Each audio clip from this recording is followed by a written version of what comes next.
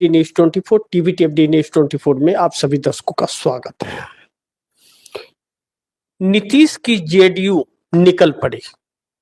मोदी की छुट्टी निश्चित है, हो सकती है, लेकिन पुलिस वाले भाजपा को ले डूबेंगे। कई सारे तथ्य और कई सारे सबूत मौजूद हैं। दुर्भाग्य यह है कि इस वक्त देश में जो चल रहा है पाखंड, वह चिंता का एक विषय बन गया है। पहले बिहार के अगर उन विषयों पर हम चर्चा कर ले कि बिहार के अंदर जिस तरह से प्रशांत किशोर ने बयान दिया,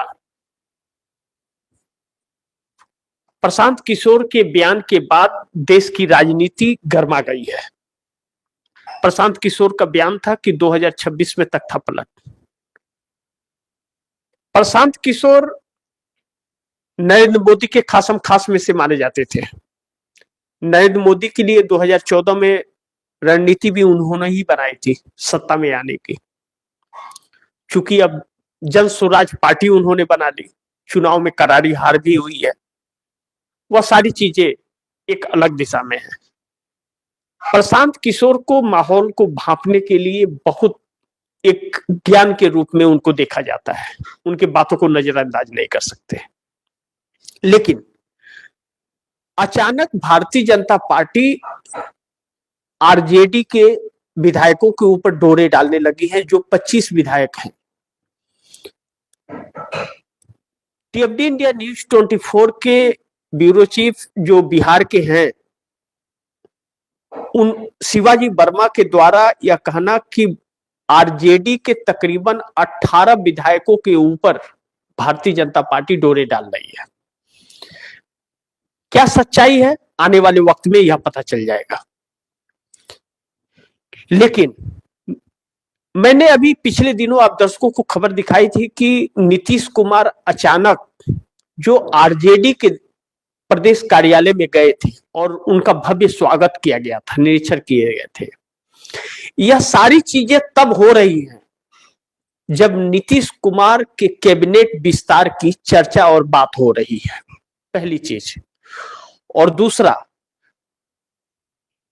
भारतीय जनता पार्टी पश्चिम बंगाल चुनाव के पहले बिहार के अंदर किसी भी कीमत पर अपना सीएम सम्राट चौधरी को बनाना चाहती है। बिहार के अंदर दो पत्रकार जो बहुत ही मान्य हैं, जिनकी बातों को नजरअंदाज नहीं कर सकते। पहला संतोष सिंह और दूसरा कन्हैया बिल्लारी। इन लोगों की राजनीति में पैठ और पक्ष और विपक्ष के अंदर मान्यता, इन लोगों के कहे अनुसार भी और इन लोगों के रिपोर्ट के अनुसार भी बहुत बड़ा कुछ उलटफेर करने की तैयारी में नीतीश कुमार हैं और उस तैयारी के बिल्कुल नजदीक पहुंच गए हैं। नीतीश कुमार का इतिहास यह रहा है कि नीतीश कुमार कभी भी खरवास खत्म होते ही कुछ न कुछ हुड़दंग जरूर करते हैं। अब खरवास खत्म होने वाला है, कैबिनेट विस्तार का वक्त, और भारतीय जनता पार्टी खरवास के अंदर ही खरमंडल करना चाहती है, अपना सीएम बनाने का हर संभव प्रयास शुरू करती है। अमित शाह इस वक्त जब हम लोग लाइव हैं पश्चिम बंगाल के अंदर कोलकाता में बैठे हुए हैं। अब सोचिए, बिहार चुनाव के वक्त बिहार में थे और अब पश्चिम बंगाल में डेरा डाला है। देश की चिंता नहीं है इन्हें, क्योंकि पाखंडी लोगों को देश की चिंता क्या होगी। अपने कुर्सी के अहमियत को ही यह नहीं समझते। हकीकत तो यह है, यह खुद को नहीं समझते। लेकिन जैसा मैंने कहा कि पुलिस वाले भाजपा को ले डूबेंगे, पहले इन मुद्दों पर हम लोग चर्चा कर लें। उत्तर प्रदेश के गाजियाबाद के अंदर एसएचओ पुलिस वाला अजय शर्मा, एसएचओ का नाम है, एसएचओ अजय शर्मा के पास एक यंत्र आया है, मोदी सरकार ने दिया है कि कौन इस देश का नागरिक नहीं है यह पहचानने का। मोबाइल किसी व्यक्ति के पीठ पर लगा करके वह लोगों की नागरिकता तलाश रहा है कि झूठ बोलोगे तो पकड़े जाओगे। सवाल हजार है, इससे इनकार नहीं कर सकते कि क्या पार्लियामेंट में कानून बना या सरकार ने वह यंत्र कहां से खरीदा, और अगर वह यंत्र खरीदा तो पार्लियामेंट के अंदर बहस हुई किस देश से खरीदा, और अगर है यंत्र तो फिर चुनाव आयोग को एसआईआर की जरूरत क्यों पड़ी? हर पुलिस वाले को दे देते, हर चौकी पर वह अपने अपने क्षेत्र में पुलिस वाले पकड़ लेते सबको और डिटेंशन सेंटर में डाल देते। यह हजारों करोड़ रुपया जो खर्च कर रहा है चुनाव आयोग, इसके घर के पैसे हैं या इस देश की जनता के पैसे को क्यों बर्बाद किया जा रहा है? जब हमारे देश के मुख्य चुनाव आयोग के पास एक ऐसा सॉफ्टवेयर था जो 2016 में मिला था चुनाव आयोग को, जिससे डुप्लीकेट वोटर और फर्जी वोटरों की पहचान हो सकती थी, 1 सेकंड के अंदर हजारों वोटर पकड़े जाते। उन सॉफ्टवेयर को कूड़ेदान में डाल करके यह एसआईआर कराने लगा। हकीकत यह था कि एसआईआर के तहत विपक्ष के वोट काटना और सत्तारूढ़ दल के लिए फर्जी वोटर का जुगाड़ करना था, जिसे राहुल गांधी ने अपने प्रेजेंटेशन में कर्नाटक और हरियाणा का उदाहरण दिया था कि हरियाणा में 25,44,000 फर्जी मतदान पड़े, डुप्लीकेट वोटर, बल्क वोटर, कई तरह के वोटर थे। फर्जी वोटर 90 विधानसभा सीट वाले हरियाणा के अंदर फर्जी वोटर 25,44,000 पड़ते हैं, और आप दर्शक चौंक जाएंगे कि भाजपा और कांग्रेस के बीच कुल वोटों के अंतर मात्र 1,22,000 थे। आप ही सोचिए, क्या भारतीय जनता पार्टी का कोई नेता चुनाव जीत सकता था? लेकिन हम फिर नीतीश की जेडीयू पर आते हैं। नीतीश कुमार यह जानते हैं कि अब भारतीय जनता पार्टी फिर तोड़फोड़ में लग गई है। इसका नेचर यह है, नेचर बदलाव नहीं आ सकता। तो नीतीश कुमार अपने बहुमत का आंकड़ा जुटाने के लिए जो रास्तों में निकले थे वह पूरा हो गया है। तेजस्वी यादव अब कुछ ही दिनों में बिहार पटना पहुंचने वाले हैं विदेश दौरे से। तेजस्वी यादव की आरजेडी पार्टी जो हार गई है और मात्र 25 विधायकों पर आकर के टिक गई है, उसे बचाने का कार्य नीतीश कुमार कर रहे हैं कि आरजेडी टूटनी नहीं चाहिए। शायद इसी के मद्देनजर आरजेडी के प्रदेश कार्यालय में नीतीश कुमार गए थे, हकीकत यह माना जा रहा है। अब ऐसे में नीतीश कुमार के पास इस वक्त कहा जा रहा है कि 140 के आसपास विधायकों की जुगाड़ हो गए हैं और 122 का बहुमत का आंकड़ा चाहिए। ऐसे में तो भारतीय जनता पार्टी की सरकार गिर जाएगी। इन्हीं 140 के बात को प्रशांत किशोर अपने बयान में कह रहे हैं कि तख्ता पलट होने वाला है। प्रशांत किशोर जानते हैं, वह जेडीयू में रह चुके हैं नीतीश कुमार की पार्टी में, कि नीतीश कुमार ने एक बार अगर मन बना लिया तो फिर उन्हें रोकने वाला कोई नहीं है और कोई समझ नहीं पाएगा कब क्या होगा। इसका नजारा तब और उदाहरण देखने को मिला जब भारतीय जनता पार्टी ब्यूरोक्रेसी कुछ बदल रही थी, ट्रांसफर कर रही थी। नीतीश कुमार ने रोक लगा दिया, कहा कि ना, यह अधिकार हमारे ही पास रहेंगे और हम ही ट्रांसफर करेंगे। भाजपा गुजरात के आईएएस अफसरों को बिहार में लाना चाहती थी, दूसरे राज्यों का जहां भाजपा का राज है वहां का लाना चाहती थी, क्योंकि बिहार पर राज करना है। नीतीश कुमार ने उसे फेल कर दिया। अब यह कहा जा रहा है कि खरवास खत्म होते ही नीतीश कुमार सत्ता परिवर्तन करा देंगे।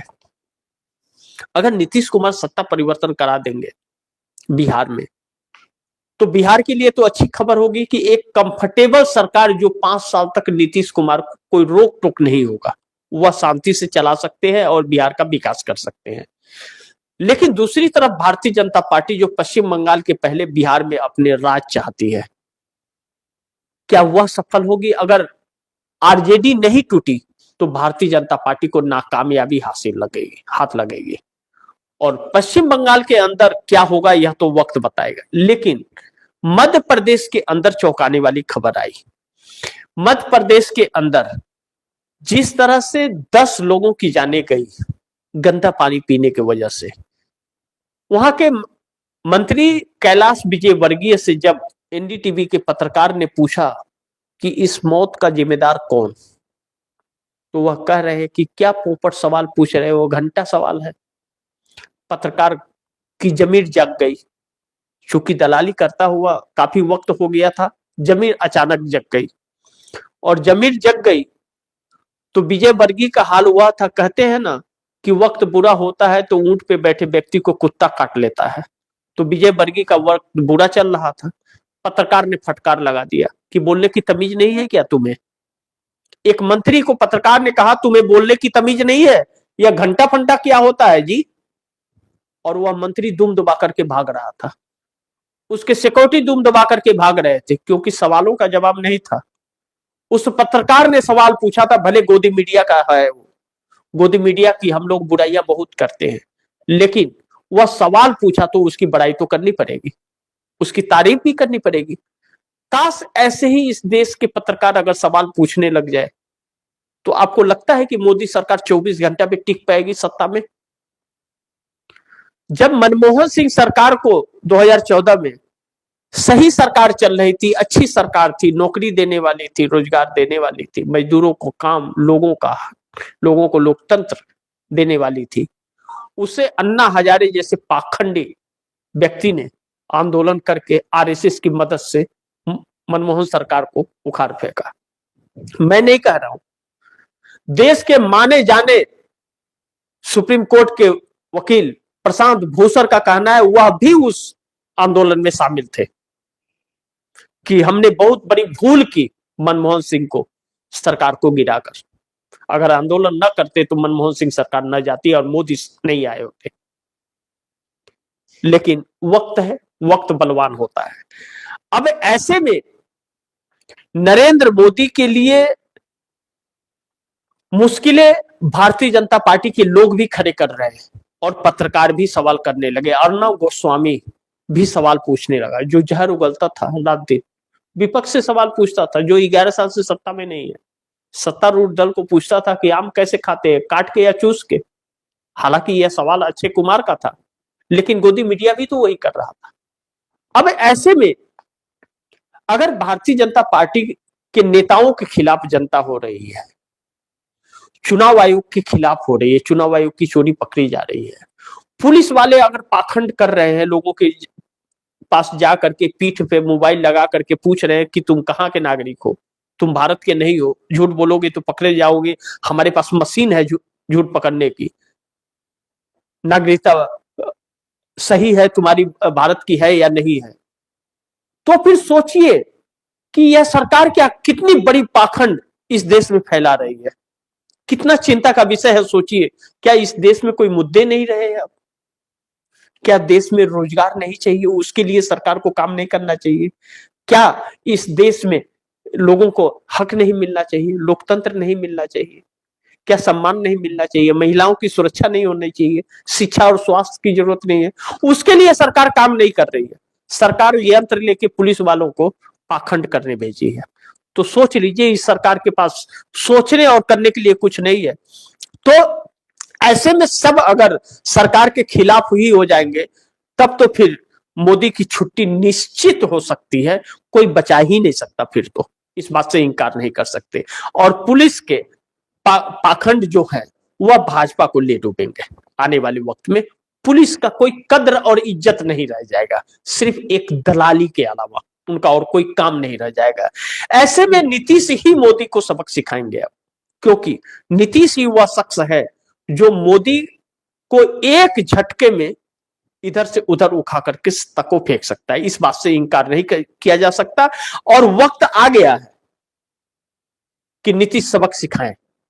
और जिस कदम पर नीतीश चल रहे हैं, उम्मीद है, आज तक तो उम्मीद तोड़ा है नीतीश कुमार ने, भरोसा नहीं हो रहा है, लेकिन उम्मीद है। परेशान है, दिल्ली घबराई हुई है, बैठकों का दौर चल रहा है, सरकार हिली हुई है, तलवार की नोक पर है। कितने दिन टिकेगी सरकार, इस बात का इंतजार है। तो बाकी आप दर्शकों की क्या राय है, क्या सुझाव है, कमेंट बॉक्स में जरूर दीजिएगा। इस खबर को ज्यादा से ज्यादा शेयर कीजिएगा, अपने दोस्तों को भी कहिएगा आगे शेयर करें। और आपने अगर टीवी TFD News 24 को सब्सक्राइब नहीं किया, सब्सक्राइब कर लीजिएगा, अपने दोस्तों को भी कहिएगा।